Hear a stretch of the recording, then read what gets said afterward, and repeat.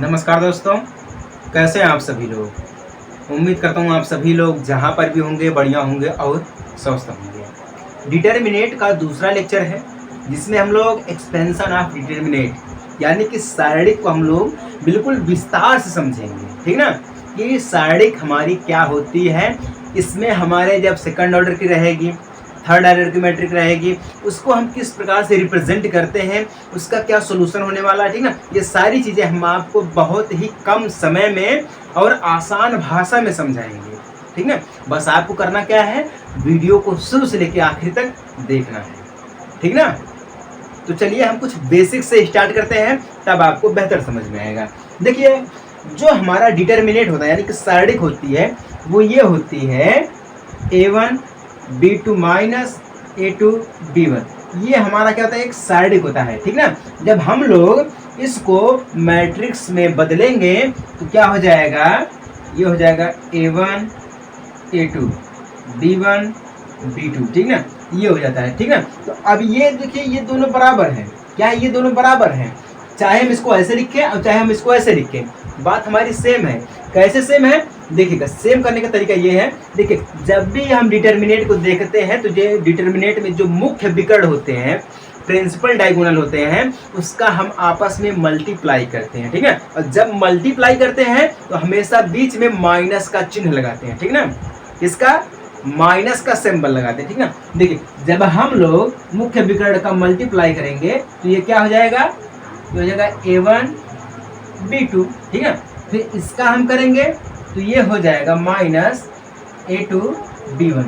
बात वही हुई कि नहीं हुई है, बात वही हुई कि नहीं हुई है। ये हमारा एक छोटा सा डेमो है जिससे हम ये स्पष्ट कर सकते हैं कि ये हमारा डिटर्मिनेट है, ठीक है। अब ये कौन सी मैट्रिक्स हमारी है, ये 2 गुणे 2 की मैट्रिक्स है। कौन सी है, ये 2 गुणे 2 की मैट्रिक्स है। और याद रखिएगा आप लोग, जब भी हम लोग डिटर्मिनेट को हल करेंगे यानी कि सारणी को जब भी हम लोग निकालेंगे तो उसका जो ऑर्डर है, ऑर्डर क्रम जो है ना, वो क्या होना चाहिए, बराबर होना चाहिए। क्या होना चाहिए, क्रम उसका बराबर क्रम होना चाहिए। जैसे कि अगर मान लीजिए 2 गुणे 2 की मैट्रिक्स रहेगी, ठीक है, तभी हम इसका डिटर्मिनेट कर सकते हैं। अगर ये 2 गुणे 2 की नहीं रहेगी, हम इसका डिटर्मिनेट नहीं कर सकते हैं। समझ में आई बात ना। ये चीज होता है। अगर मान लीजिए हमारे पास 3 गुणे 3 की है, तब भी हम कर सकते हैं। 4 गुणे 4 की है, तब भी हम कर सकते हैं। 1 गुणे 1 की है, तब भी हम कर सकते हैं। अगर मान लीजिए 2 गुणे 3 की दी गई है, हम इसका डिटर्मिनेट नहीं कर सकते हैं, ठीक ना। डिटर्मिनेट करने के लिए यानी कि सारणी को हल करने के लिए जो पंक्ति होती है और जो स्तंभ होता है, वह दोनों का दोनों क्या होना चाहिए, बराबर होना चाहिए। क्या होना चाहिए, दोनों का दोनों जो होता है वो क्या होना चाहिए, बिल्कुल बराबर होना चाहिए। समझ में आई बात ना। जब सारणी का हम क्रम निकालेंगे यानी कि ऑर्डर निकालेंगे, ऑर्डर निकालने के लिए क्या होना चाहिए, पंक्ति और स्तंभ का हम गुणा करते हैं। जैसे कि हमने 4 गुणे 4 का कर दिया है, 2 गुणे 2 का, ठीक है। अब जब हम लोग ये देखते हैं ये कौन सी क्रम में आता है, ऑर्डर में आता है, लेकिन जब हम लोग डिटर्मिनेट को निकालते हैं तो उसके लिए पंक्ति और स्तंभ क्या होने चाहिए, दोनों के दोनों बराबर होने चाहिए। समझ में आई बात यहाँ तक ना, क्लियर है। अब ये देखिए, ये कौन सी मैट्रिक्स हमारी है, ये सेकंड की है, सेकंड ऑर्डर की, ठीक है। ये सेकंड ऑर्डर की मैट्रिक्स है। हम इसको कैसे लिखते हैं, a इज इक्वल टू में aij, ठीक ना, इज इक्वल टू, ये पूरा का पूरा क्या है, सेकंड ऑर्डर है। ये क्या है, सेकंड ऑर्डर। सेकंड ऑर्डर को हम ऐसे रिप्रेजेंट करते हैं। समझ में आई बात ना। सेकंड ऑर्डर को हम लोग ऐसे रिप्रेजेंट करते हैं, क्लियर है ना। अभी हमारा बचा है फर्स्ट ऑर्डर, क्योंकि हमने डायरेक्ट सेकंड ऑर्डर को ही समझा दिया है, इसमें कोई दिक्कत नहीं होगी। अब देखिएगा, अगर हमारे पास जो मैट्रिक्स होती है वो 1 गुणे 1 की है, ठीक है। अगर 1 गुणे 1 की है तो यहाँ पर जो डिटर्मिनेट होता है उसको हम लिखते हैं डेट ए। क्या, डेट ए, या फिर हम मॉड ए लिखते हैं, या फिर हम डेल्टा से रिप्रेजेंट करते हैं, जो कि होता है ए के बराबर में। यानी कि जब हमारी मैट्रिक्स 1 गुणे 1 की रहेगी यानी कि फर्स्ट ऑर्डर की मैट्रिक्स रहेगी, फर्स्ट ऑर्डर में क्या होता है, ए होता है, बी होता है, ठीक ना। यही होता है ना, जब ये फर्स्ट ऑर्डर की मैट्रिक्स हमारी रहेगी तो हमारा जो ए है वो इन सब के बराबर में जाएगा, ठीक है। अब मैट्रिक्स जो हमारी रहती है, जब उसका डिटर्मिनेट हम लोग करते हैं, सारणी निकालते हैं, तो याद रखिएगा हम लोग या तो डेट ए या फिर मॉड ए या तो फिर हम डेल्टा से रिप्रेजेंट करते हैं। इसको याद रखिएगा। हम आपको पहले लेक्चर में बिल्कुल विस्तार से समझाएंगे, ठीक है। इसका प्रसार बहुत बढ़िया से किया है। तो हम इन चारों में से किसी का एक रिप्रेजेंटेशन रख सकते हैं वहां पर जब भी हम लोग सारणिक निकालेंगे, ठीक है। यहाँ तक किसी को कोई दिक्कत है? ये फर्स्ट ऑर्डर के लिए, ठीक ना।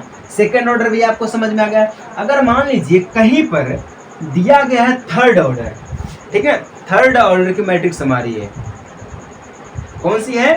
थर्ड ऑर्डर की। थर्ड ऑर्डर हमारा कैसे बनेगा? वो बनेगा A इज इक्वल टू में AIJ, ठीक ना, ये बनेगा। क्लियर है ना। या तो फिर हम मैट्रिक्स को A से रिप्रेजेंट करें, या फिर हम डेल्टा से, या फिर हम मॉड A से करें, या फिर हम डेट A से, ठीक है। हम इन चारों में से किसी का भी एक रिप्रेजेंटेशन रख सकते हैं, ठीक ना। तो हमने A को माना है। अगर हम इसी की जगह पे डेल्टा रख देते तो भी कोई दिक्कत वाली बात नहीं होती, ठीक ना। तो ये हो जाएगा। जब हम इसका क्या करेंगे, मैट्रिक्स बनाएंगे, तो ये कौन सी मैट्रिक्स बनेगी हमारे पास? थर्ड ऑर्डर की। कौन सी है ये? थर्ड ऑर्डर की, थर्ड ऑर्डर, ठीक ना। थर्ड ऑर्डर की बनेगी तो A1 A2 A3, B1 B2 B3 and C1 C2 C3। याद रखिए ये कौन से 3 की मैट्रिक्स है, यानी कि थर्ड ऑर्डर की मैट्रिक्स है ये, ठीक है।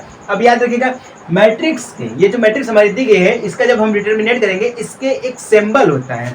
वो सिंबल क्या होता है? सबसे पहले मैं आपको सिंबल समझा देता हूँ, नहीं बहुत सारे लोग जो है वो समझ नहीं पाते माइनस कहाँ से आया और प्लस कहाँ से आया, ठीक है। देखिएगा ये जो सिंबल इसका है, देखिए पहले प्लस, फिर माइनस, फिर प्लस, फिर माइनस, फिर प्लस, फिर माइनस, फिर प्लस, फिर माइनस, फिर प्लस।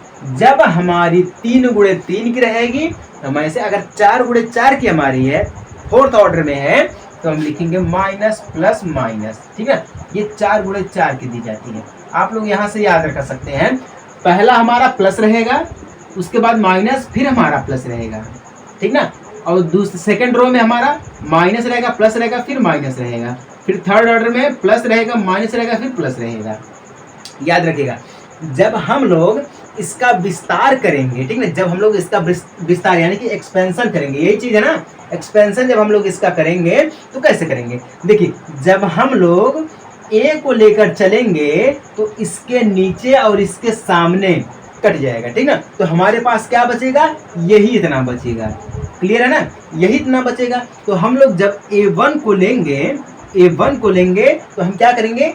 जो मेन डायगोनल होते हैं उसका हम क्या करते हैं? मल्टीप्लाई करते हैं, ठीक है। तो मेन डायगोनल क्या है? A2 A3 है, इसका मल्टीप्लाई करेंगे, उसके बाद हम लोग इसका मल्टीप्लाई करेंगे, ठीक है। तो सबसे पहले B2 फिर C3 फिर माइनस। हमेशा जब भी हम मल्टीप्लाई करते हैं तो माइनस का चिन्ह लगाते हैं, याद रखिएगा, ठीक है। उसके बाद हम B3 C2, उसके बाद देखिए अब माइनस लगा है ना तो हम माइनस करेंगे, उसके बाद हम B का करेंगे, किसका?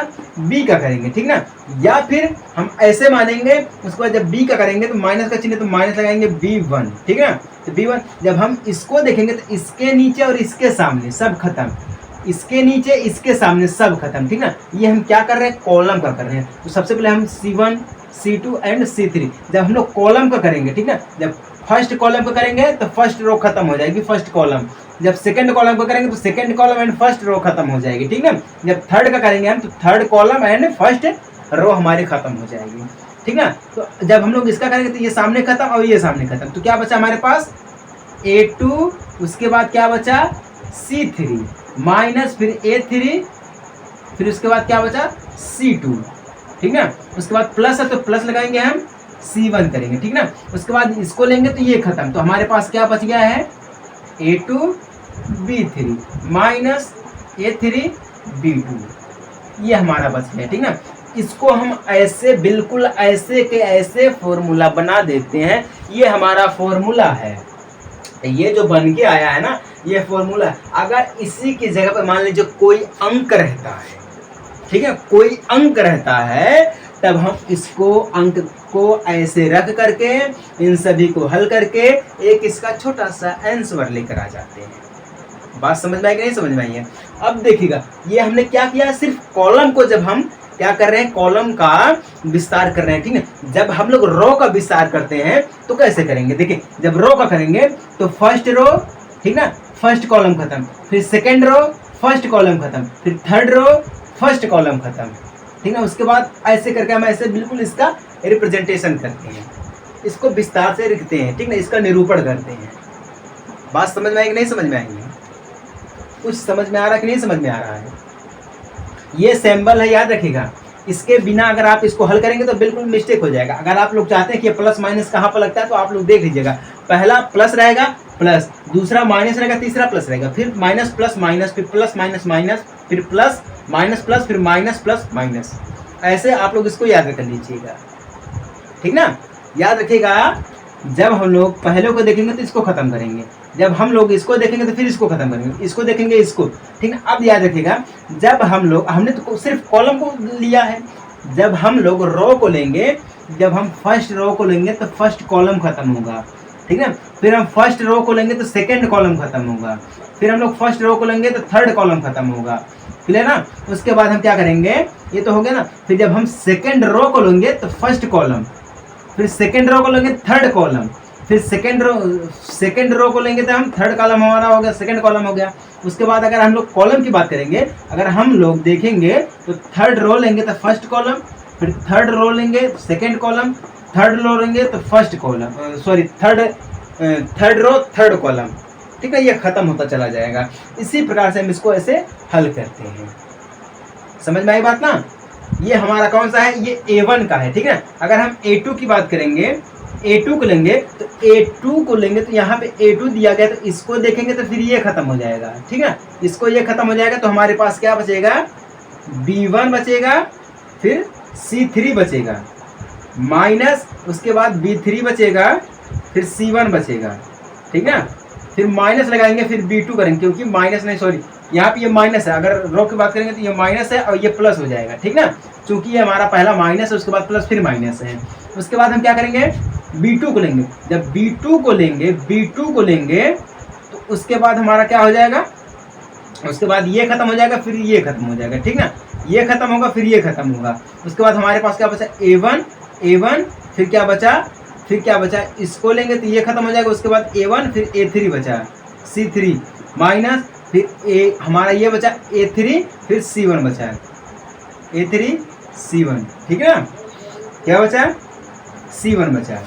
उसके बाद फिर माइनस हमारा C2 की बात करता है यहाँ पर, ठीक है। C2, जब C2 को लेंगे तो ये खत्म हो जाएगा, ये खत्म हो जाएगा। तो उसके बाद हमारे पास क्या बचेगा, A1, फिर B3, A1 B3 माइनस, फिर A3 B1,